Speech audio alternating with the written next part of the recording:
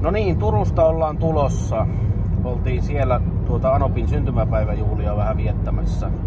Raisiossa meillä hotelli oli, mutta Turussahan me päivät vietettiin. Perheen kanssa ollaan. Siellä on Jimmy. Jimmy on siellä ja Jasmina on sitten siellä. Ja vaimo on kuskina niin kuin omalla autollaan totta kai. Ja ei se anna mua ajakaan.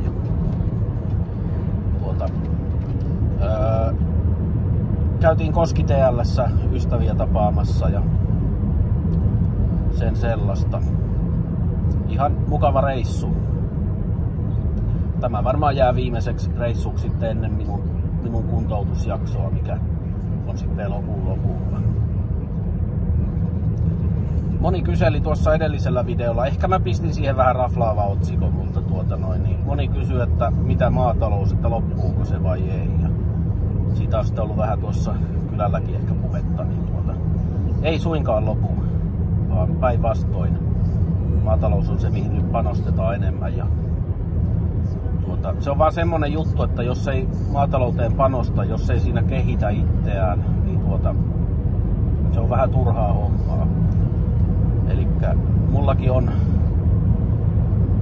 on tavaraa. Mä en tarvitse 3 kyntöauraa, 2 niittokonetta, 3 äkeitä, en 2 lavettia, en 2 kivitalikkoa.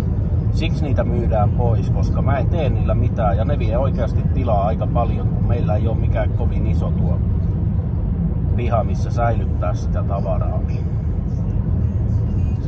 Semmonen on syynä nyt, minkä takia myydään sitä tavaraa pois, kun minä niitä viitin ilmaiseksikaan antaa, niin kyllä niistä hyvä olisi vähän rahaa saada.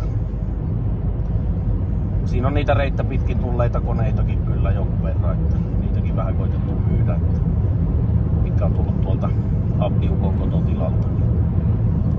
Niitäkin ollaan, nosturin sain myytyä, se meni heti. Ja